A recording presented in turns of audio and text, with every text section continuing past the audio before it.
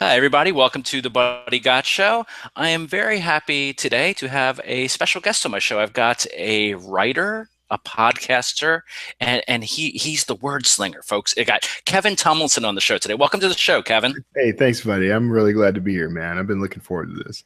Oh, thanks a lot. Me too. Me too. I mentioned your podcast, and I just want to tell my listeners that I listen to your podcast every week. Oh, Well, you've got three of them, but in particular, I've checked them all out. But the one that first turned me on to I don't want to say turned me on to you, Kevin, but you know what I mean. The first one that made me start listening to you is the Wordslinger podcast, the one that you do solo. And we want to talk about that a little bit later on the show, and I want to talk about your books. But first of all, I think what our listeners probably are really, really interested in hearing about is you got a new puppy, didn't you? yes, I did. Yes, and the running joke, but it's actually only half kidding, is that we just had too much freedom, so we decided to put an end to that really quickly. It's been puppies do that. Yeah, and we've had her now since Friday, so not quite a week yet. It's been an adventure. We've finally got her to not poop on the rug, the carpet. So My wife's been trying to do that trick with me for a while now, and it's not an easy thing. Maybe you could give her some tips on how to train me. Yes, we're starting out very classy on the show right from the get-go. We're already trying to poop. That's a new record. But well, that's great. And what's your dog's name? Minnie? Her name is Minnie, spelled Mini, which everyone thinks is perfect because she's a Chihuahua, and not the kind of Chihuahua I was expecting when I was first told about her. I kept picturing those really tiny little shaky dogs that yap all the time. She's actually kind of, I don't know, mid-sized for a Chihuahua. I don't know. She's small, but cute. Very cute. She's very cute. I know you had posted pictures of her on Facebook, and you said, "I swear I'm not going to be posting pictures all the time." And my wife, who's the biggest dog lover in the world, is like, "No, post them all the time, Kevin. It's fine. There will be more. That's great." And I want to talk now about your books. I'll tell you, before the show, Kevin, I was on your page on Amazon.com, and you've got quite a few books out there, my friend. Yeah, I think around 25 at this point. Wow, that's fantastic. And you've got, mostly fiction. You've got some nonfiction too. Why don't we start out talking about your nonfiction book? Actually, Sure. I had just recently read your 30-Day Author book. Yeah, you're the guy. I'm one of several guys and ladies. I've seen reviews, and I am far from the only reader of this great book. I had left a review on there myself. I'm yes, a big fan of it. That. Thank you very much. Yeah, No problem. That book was, that what's interesting about that book is I started it, had a change of heart about how I wanted my writing career to go, so stopped writing it, and then after I essentially set up the writing career I wanted, came back and finished it because I felt like it was needed. So it's been one of those. It's an interesting little turning point in my career, and I'm glad to have had the opportunity to write it.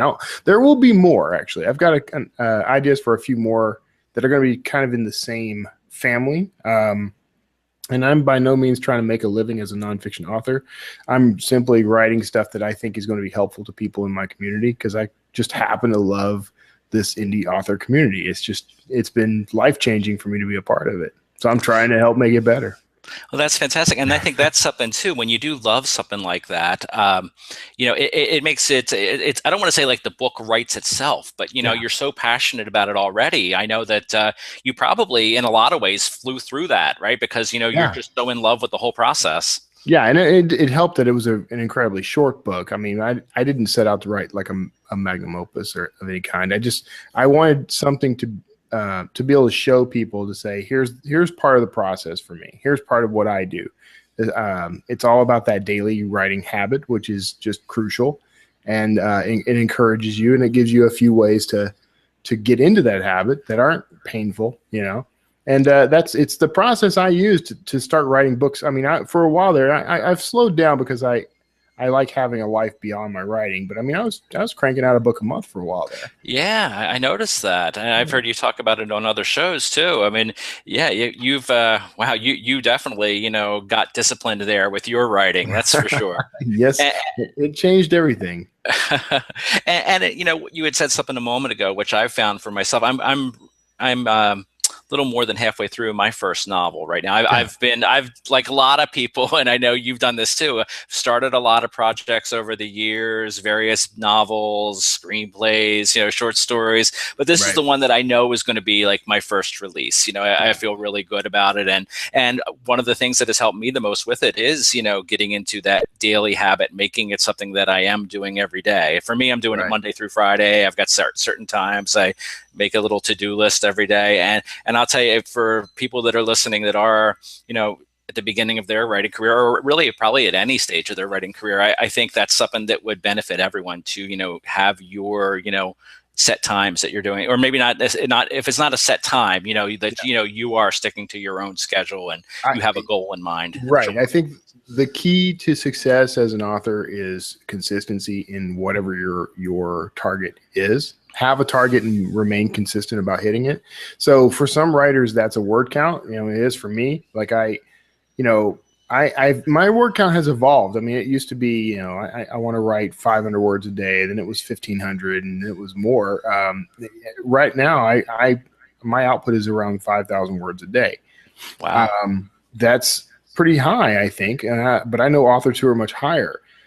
The problem is that when you tell people things like that, they get discouraged because they're not doing even 500 words a day. Some people work better with a time frame. I'm going to write for 1 hour a day, 2 hours a day, right? Or I'm going to write every day at 7 o'clock in the morning for as long as I can stand it. I mean, as long as you're consistent about it and producing words every day, you're going to produce a book. It's just a given. You just have to keep coming back every day. It's button seat. Exactly. That's it. And, that I feel is exactly it, because, even if you are, like, say, on the lower end of that, like you had mentioned 500 words a day. And for a while, that was my goal towards the beginning of this, it doesn't take that much time with that to, hit, like, say, like a small 50,000 word novel or, even a 90,000 word novel. You just keep at it every day. Right. And, and the thing is, you keep at it every day, you're going to grow, you're going to be able to do more than 500 a word. That's how it is for me. Now it's so much easier. Like 500, I don't want to say it's nothing, because of course it's something, but I get to 500 so much faster than I used to. Oh yeah. I mean, I sit down and just start warming up and I'm already at 500. So it's, and that comes with practice. I mean, the adage has always been that the first million words are practice, Right. And you improve your craft and skill, but more importantly, you improve the discipline. I've written a lot of books by now. I worked as a copywriter for most of my career. So, writing on deadline was nothing new to me. And I really just took the discipline of copywriting on top of, my book writing. And that helped me a lot. But something I've learned recently, because I've interviewed a lot of people on my show, as you know, and I've interviewed some people who are in the physical fitness industry, some of whom, like Christian A. Brown, I just recently interviewed him again for 8 Questions, the Sterling and Stone podcast. But I was talking to him about like where, how he developed his writing discipline. And he said, I because I already had a discipline in physical fitness, it was easy for me to become disciplined about my writing. Which tells a story. Like, if you can become disciplined in anything, you can improve in other areas of your life. So flip that all around, and that means that a daily writing discipline can actually help you in other aspects of your life. So I really encourage it for people.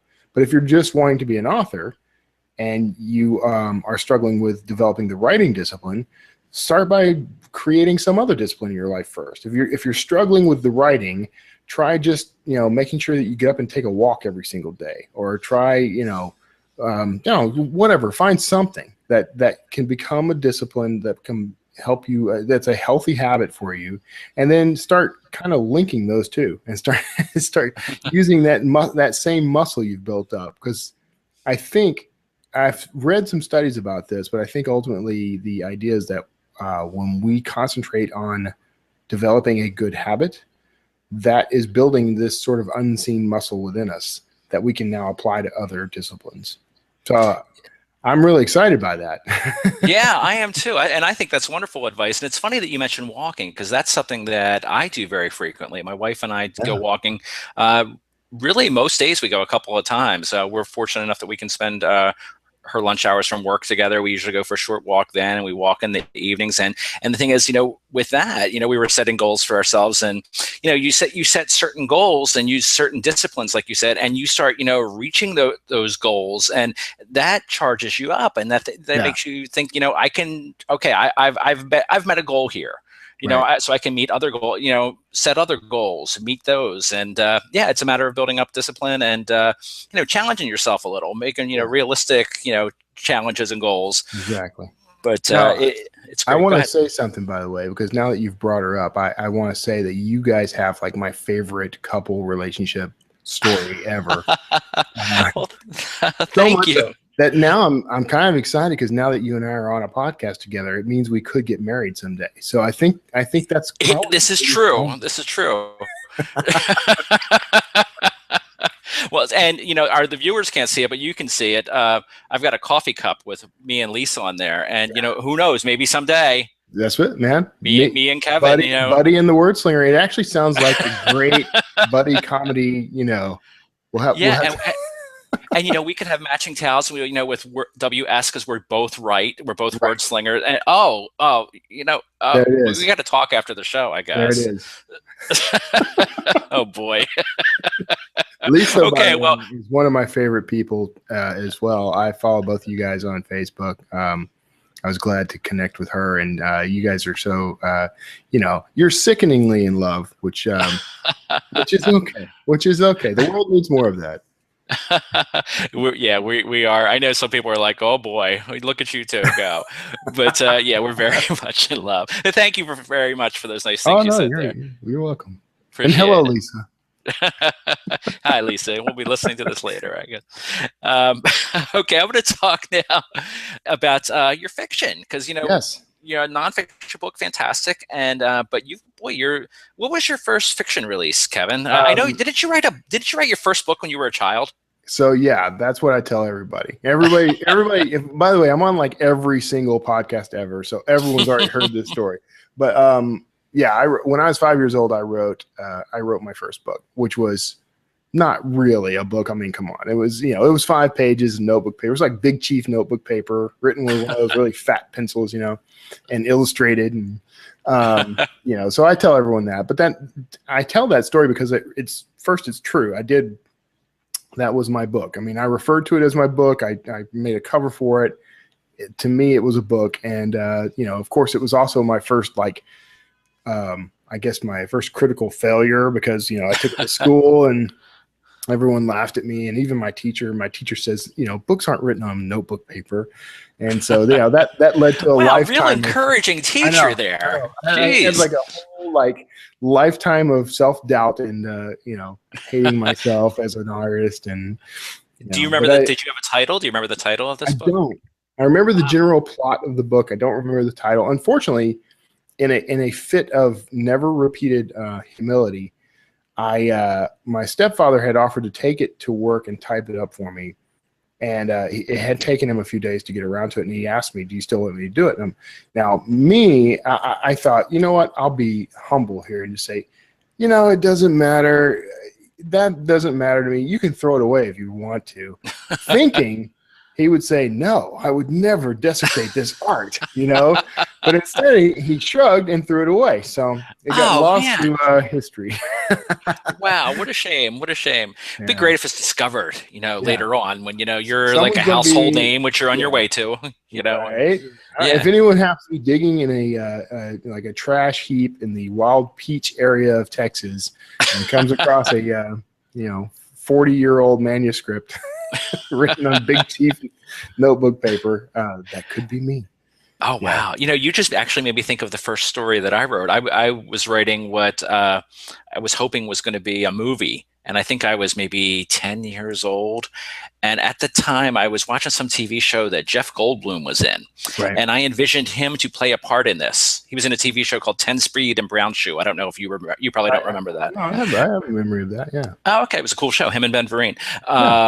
Yeah, now I got to get that on DVD. Anyway, I'm going to, not let my ADD to get the better of me here, and I'm going to continue. And that is that he was going to be my brother in this. And at the time, I was super into playing Frisbee. Right, Okay. playing games of Frisbee, and this movie was called Frisbee with 3 exclamation points after it. Okay. And he was my big brother, and I'm not going to sell it short. It was a pretty damn good story. Okay. Kevin. Hey, man, you never know. And Jeff, he's not exactly hurting for work, but I mean, he might be up for the role still. He might, and it might be more interesting now as a guy my age, somewhere between 40 and 60, who takes up this sport. And all right, maybe we can write this together. We'll talk later about that. We'll work on this. Yeah. Okay. This is going to be shopped. All right, we'll move into the fiction writing of the 21st century here. Yes. And what was your first release as an author here in the 21st century, as grown-up Kevin Tumlinson? The first thing I published was the first of the Citadel series that I wrote, the trilogy I wrote. I had written books. I actually had a publishing contract, but because I am capable of at least basic math, I figured out that I was going to start losing money on the deal, just because I was responsible for all the marketing and promotion, and I had to pay my own way for the sort of book tours and everything, and right. It just wasn't going to work out for me financially, and so I paid back my advance, and a little bit of money had to come out of pocket because I'd already spent some of it. But then and I lost the book. I lost rights to the book for 4 years, which was wow. But on all that, though, the book wasn't that great to begin with, so I'm kind of glad it never made it out. And I published Citadel in 2008, which if you look at the publication date says 2010, because after it was out for a while, I completely rewrote it. I don't know, completely rewrote. I went back and fixed a lot of stuff and got it ready for the rest of the series to be released. And so that Citadel series, that was my first full series of books. And it was really in that I discovered the method of being able to write in 30 days rather than 2 years. Because the first 2 books took 2 years each to write. So I remember you covered that in the 30-Day Author. Yeah. You had mentioned that in there. Wow. Yeah. Now for the listeners of the show who aren't familiar with Citadel, could you do you mind explaining what that trilogy is about?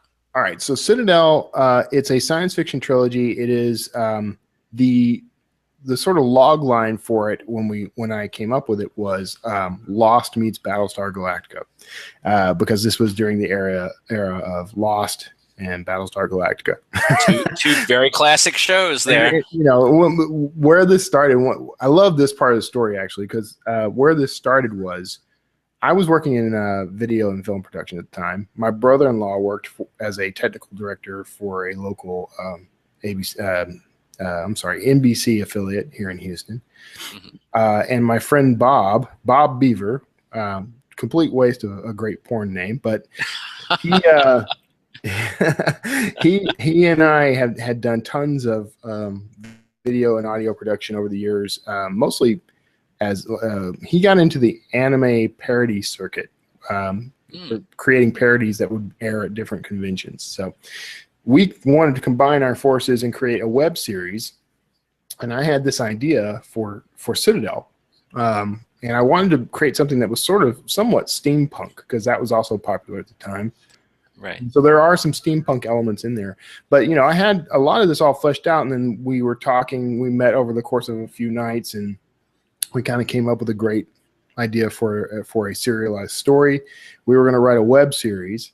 And this was before Hulu and before Netflix really got into the online business. So we were going to try to do this maybe on YouTube or something. We had grand ideas for it. Unfortunately, I was having trouble kind of getting my head around the whole story, and I was writing the series Bible. So I started writing just scenes, and suddenly I'm writing the book. And once I kind of figured out I was writing a book, I shared that with them, and they're like, "Go for it! Maybe that'll help." And so I write that book, and I put it out, and I made what I thought for about 4 to 6 years. I thought this was the biggest mistake I'd ever made in my life. I put the words "Book 1 of 3" on the cover. Oh. Then you're like, "Oh no, I have to write." Now I got to write 2 more books. Right? So, yeah, I can see how that would be intimidating. Yeah. Yeah. But that was actually a good move, though, because what it did was, I felt guilt and angst over the next like 4 to 6 years. Getting that second book written was a pain, but getting that third book written was just soul crushing. And right. I got to a point where I said, I can't do this. If I really do want to be an author, I can't be an author with two books in an unfinished series. I got to figure out how to create product quicker. So I had that coming to Jesus moment where I figured out the process, and then I wrote that third book in 30 days. And I thought, well, that could be a fluke. Let's try again. And so I wrote another book and then another book, and I knew I had something. So wow, that's fantastic. And I saw too that on your just in all the things you have out, you also enjoy writing short stories. I do. And weren't you doing that like on a very regular basis on your website, like almost every day? For a while, I was actually literally writing a short story every single day for a good couple of months. Wow. Many of which I've turned into novellas and published. And what was really cool about that, and this is something I'm happy to share with people, because I think no one thinks about this. For the longest time, I would write blog posts that were essentially, here's my thoughts about the industry. Here's what I experienced over the weekend. Here's, my ideas about authority. And, I wrote stuff like I wrote things that were interesting to me.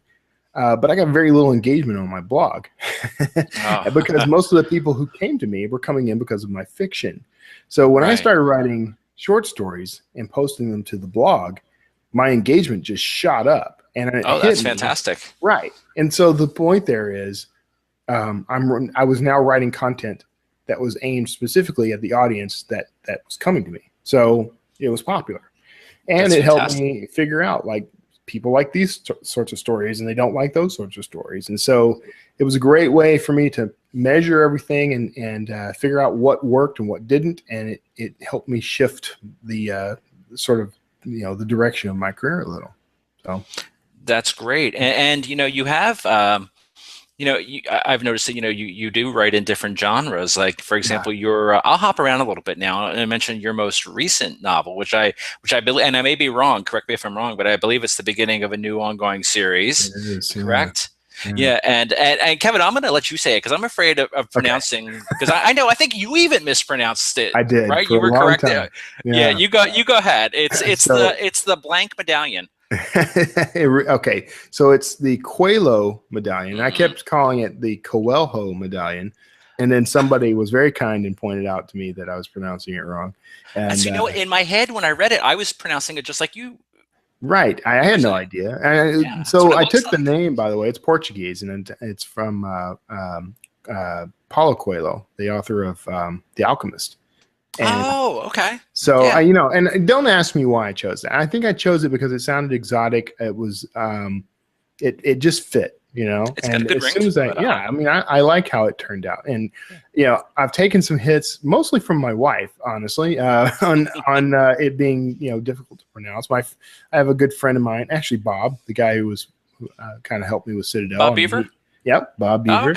Oh, okay. Yeah. He criticized it for being difficult to pronounce, and I thought, well, but I've seen plenty of books that have really out there titles, so I don't think this is so bad.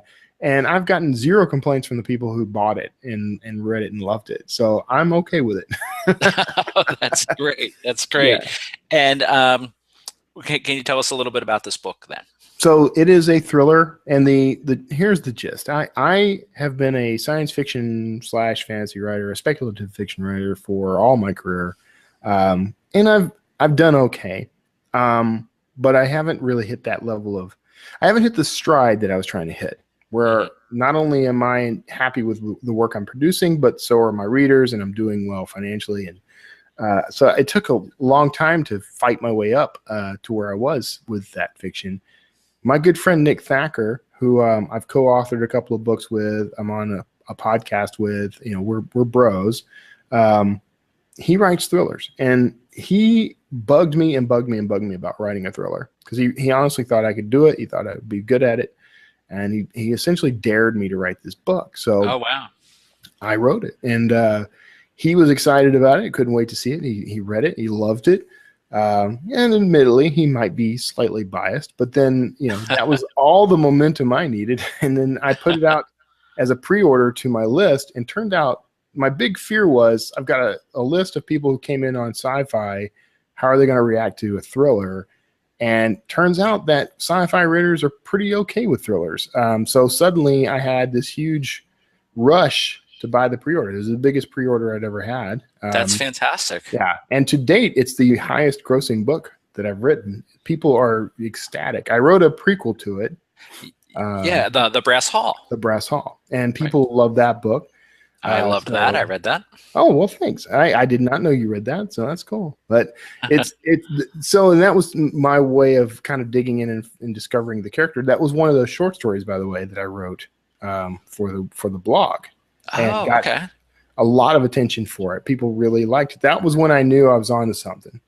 And so I can see that. Very compelling character. I mean, it's a definite turning point in my career. I mean, I now consider myself a thriller / speculative fiction writer. I mean, I'm probably more thriller writer now. I had written another book called Evergreen, which is, I consider a thriller, probably a little more on the sci-fi side because of the I guess the supernatural element of what he's able to do. But it is essentially a thriller. I meant for it to be somewhat of a thriller.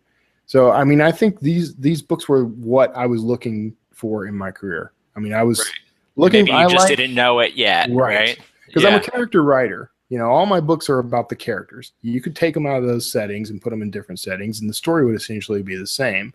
But the science fiction elements were always something I tried to include because, one, I'd read a ton of science fiction myself my whole life. Most of the authors I really admired were, Orson Scott Card was the guy who basically inspired me to be a writer. So I was honoring the tradition of that guy, right? And the fictional tradition of that guy. Some of his non-fictional traditions can go away. But that was the work I loved reading and loved seeing on in films and on television. So I think there was this part of me that felt like if I didn't write that stuff, I'm betraying, my forefathers, as it were, my inspiration.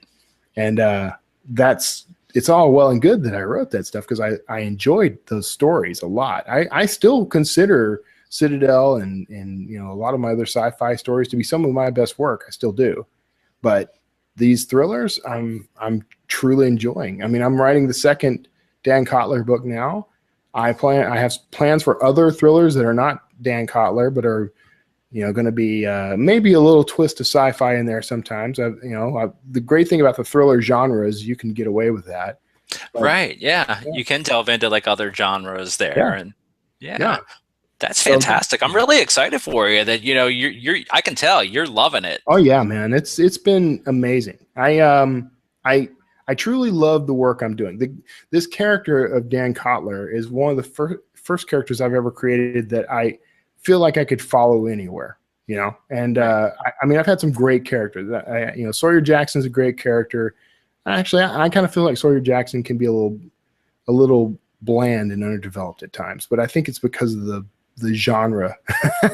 Because is that YA, young adult? Yeah, that was a YA fiction, YA fantasy, and that I wrote that series, by the way, and I need to finish it. I've got one more book, and it'll be done. And I promise, listeners, it's going to happen. It's on the board. But I think the reason I wrote that book and that series was so that I could create the Omniverse, which is the big player in that series, so that I could connect all my work. That's really awesome. What it comes down to is if you read my stuff, if you read a lot of it, you'll notice that I plant Easter eggs that connect all the different books. I love that kind of stuff. Yeah, me too. I plan to do the same thing with my writing. I've got some things even with I'm doing a romantic comedy right now. That's what my first book is. It's called Mr. Nice Guy, by the way. And but I've been paying attention, man. Oh, thanks, man. I wasn't saying you weren't, but no, I'm working. Even there's like I have a plan for a comedic vampire series later on, and I'm like putting Easter eggs in this one already for that. See, and that's what's fun when you know what else you're going to write. You can do that. When I wrote Evergreen, I was also writing a serialized set of stories called Think Tank. And I was planting little Easter eggs between the two because I knew what was coming. And I don't plot, I don't plan my books out in advance, but because I'm a good total pantser, but I know enough of the story, and I know enough of what's going to happen that I can, drop little hints here and there. Yeah, that's fun. I think that's not only fun for the writers, but I think that's fun. That's really fun for the readers too when they see something, and they're like, "Oh man, I know that character from 3 Kevin Tumlinson books ago." I mean, I've already had people come up to me, virtually, on Facebook or whatever, and say, "Hey, I saw this line in Blank Medallion, and were you talking about Evergreen in that book?" And I'm like, yes. I'm not going to lie or hide anything from you. That's exactly what it was.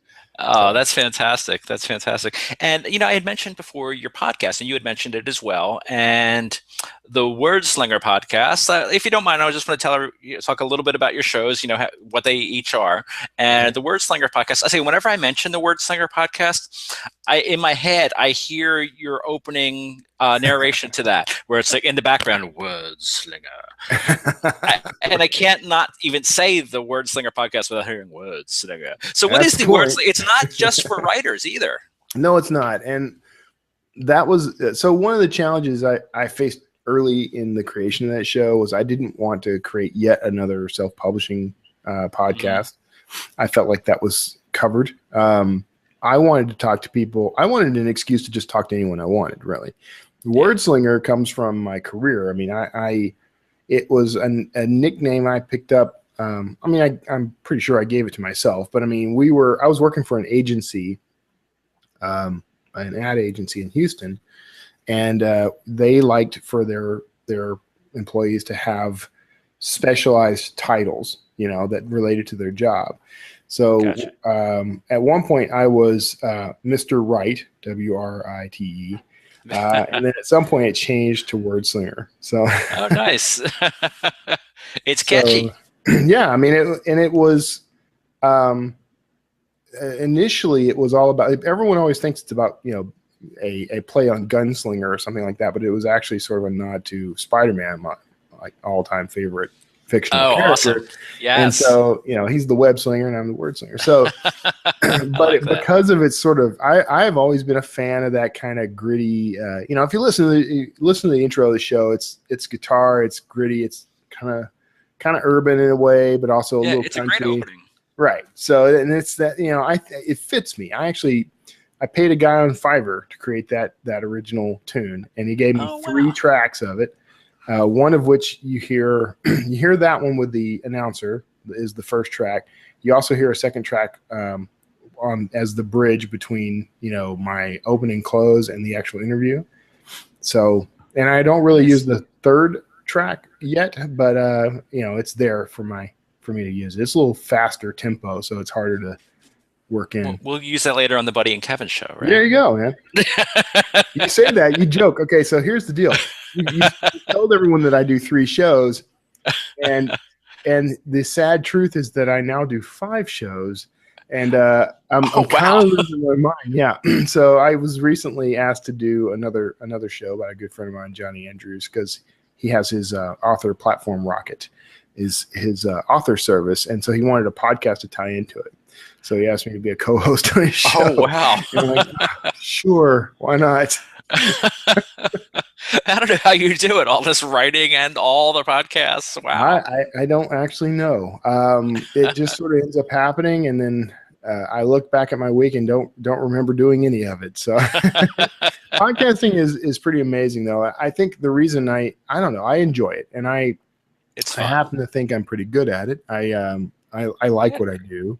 Wordslinger,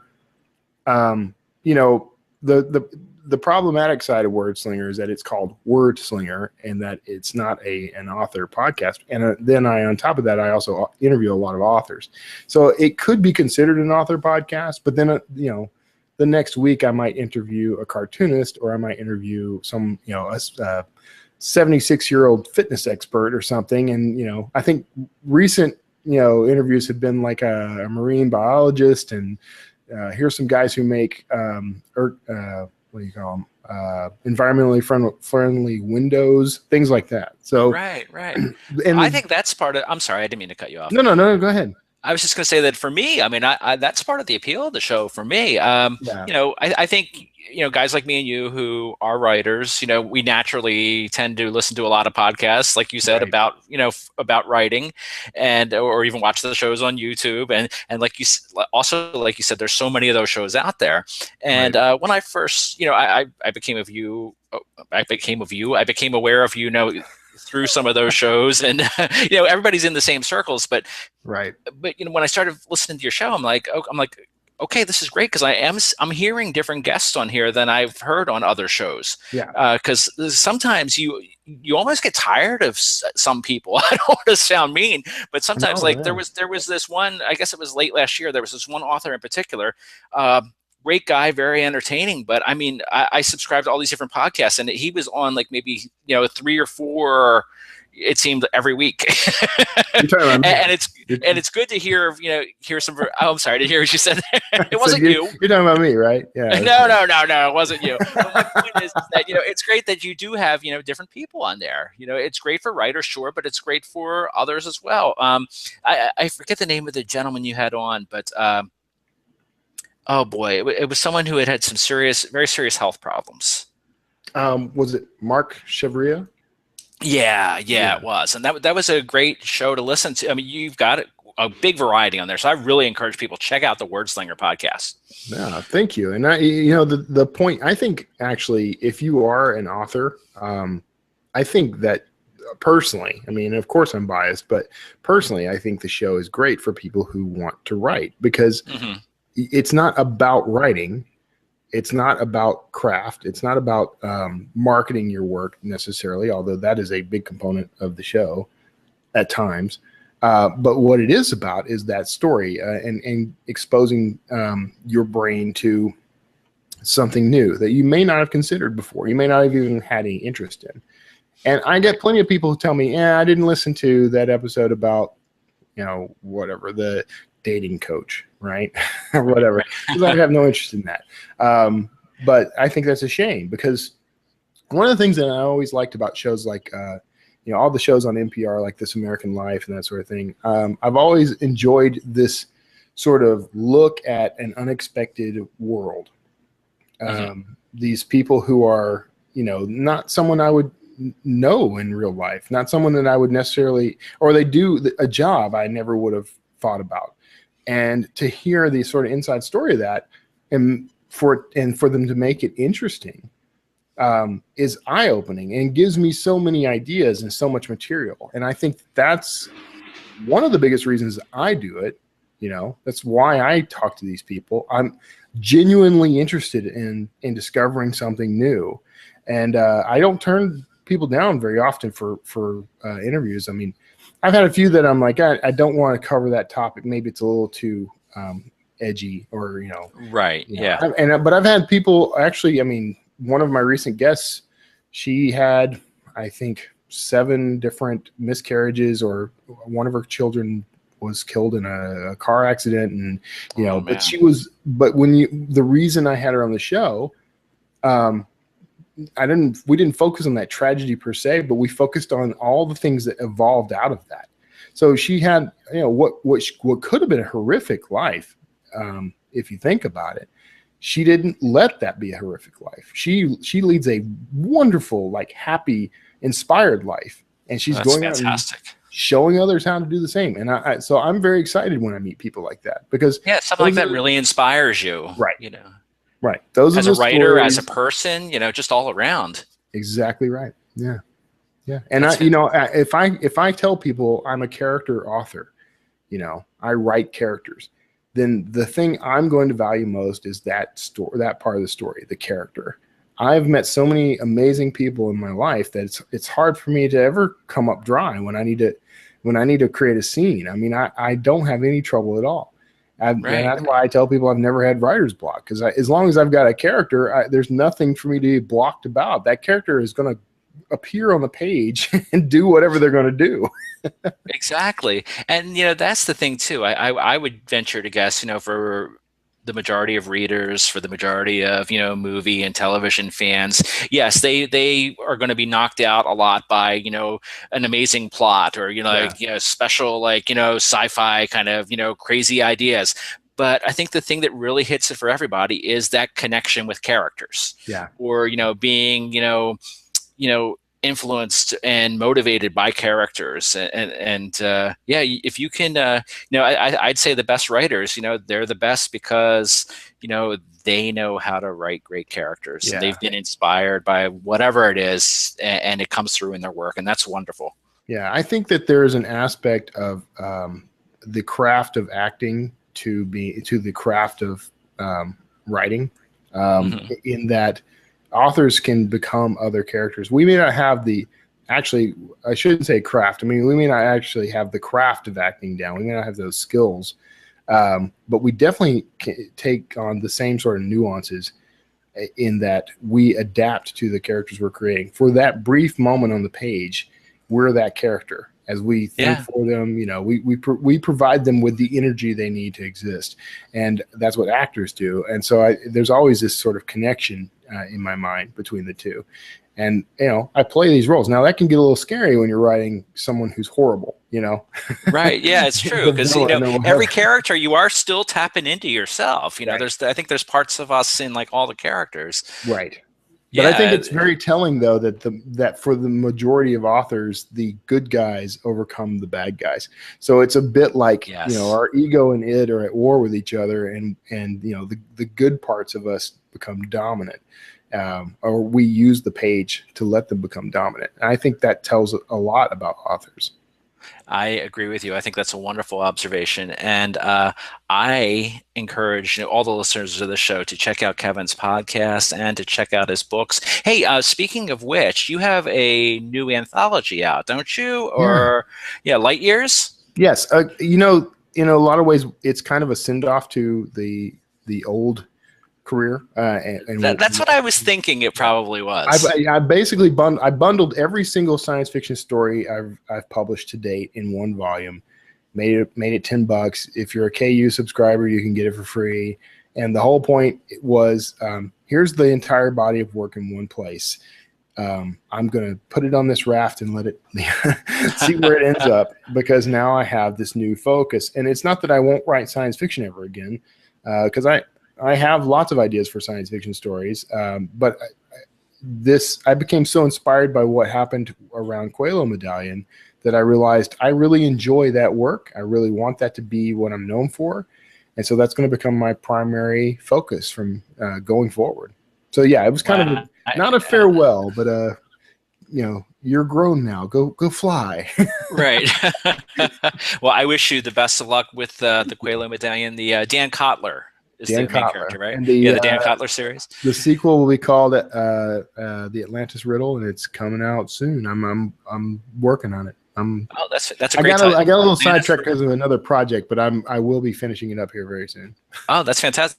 That's a great title. I really like that a lot. And I want everyone to check that out, and also check out Light Years. Like you said, it contains the complete Citadel series, and it also has a. This is one thing I like that I saw that it contains is that you have like behind the scenes stuff about the stories. Yeah, between every book, there's what I always called the stuff at the end of the book. Right. And for the published works that did not have that, I wrote new stuff at the end of the book for each one in that volume. Eventually, that will hit. I'll do new releases of those books, and that stuff will be in there. But for now, you can only find it in Light Years. That's fantastic. And I geek out on that kind of stuff. I love like behind the scenes stuff. There's my favorite writer is Lawrence Block, and he has a book out called Afterthoughts. And what happened was he's written so many books since the 60s. And as they were starting to, either get republished, reissued, or coming out on Kindle for the first time, he would write afterwards for all these books. And it came out to be like dozens of books that he was adding all these afterwards to. And he compiled them all together in one book just called Afterthoughts. So the whole book is just full of, the same kind of thing that you're talking about, behind the scenes type things. And I like I said, I geek out on that kind of stuff. So I may have to think that's awesome. I may have to steal that. There you go. Well, I'm glad I could help. I'm glad I could help you steal. There you go. And that's another nonfiction book. Hey, Kevin, I thank you so very much for being on the show. I had a lot of fun talking with you. I loved it. Thank you for having me on. My pleasure. Everybody go check out Kevin Tumlinson all over the place on the internet. His books, his podcasts, and also they can on Twitter as well. I know Twitter and Facebook, correct? Yeah. If you look up Kevin Tumlinson on pretty much anywhere, you'll find me. There you go. All right. Thank you again, Kevin, and everyone. Thank you for listening. Have a great day.